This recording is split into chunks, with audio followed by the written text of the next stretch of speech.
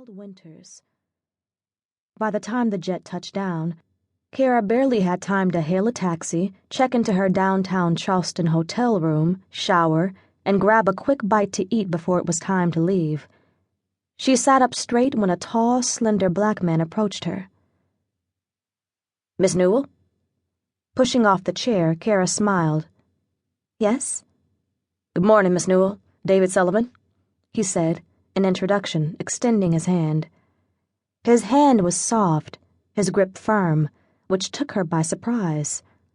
As she took in the sight of him, she realized he didn't quite fit the description she'd had. The one time she'd spoken to Mr. Sullivan, there was something in his tone that made her think he was much older than he looked. Now she realized they were about the same age.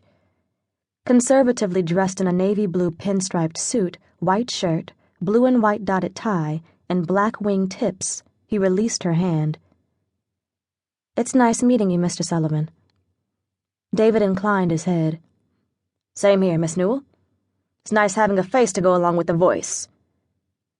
Taking her elbow, he led her out of the waiting room and down a carpeted hallway to a set of double ornately carved oak doors at the end of the hallway.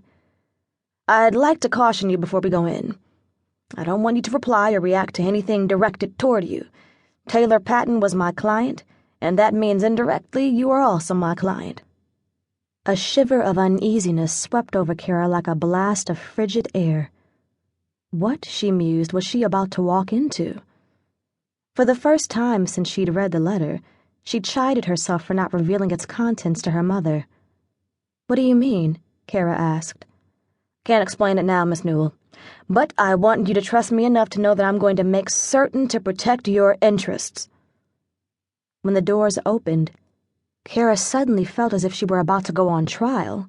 The room was filled with people sitting around a massive rosewood conference table. She heard a slight gasp from the man sitting nearest the door, but he recovered quickly when she stared at him. The hazel eyes glaring at her, so much like her own, were cold, angry. The resemblance between her and the man was remarkable, so much so that they could have been brother and sister. But Kara didn't have a brother, at least not one she was aware of. She was an only child. David directed her to a chair at the opposite end of the room, seating her on his left while he took his place at the head of the table. He still hadn't revealed to Kara why he'd wanted her to attend the reading of the will of Taylor Patton, but his cautioning was enough to let her know she was involved in something that was about to change her life. The fact that she resembled several of those in the conference room led Kara to believe there was a possibility she just might be related to the deceased. Resting her hands in her lap, Kara listened as David informed everyone that a stenographer would record the proceedings, asking those present to introduce themselves for the record.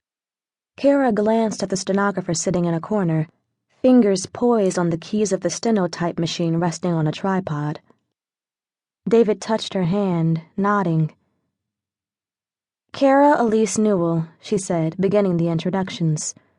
One by one, the 11 others gave their names.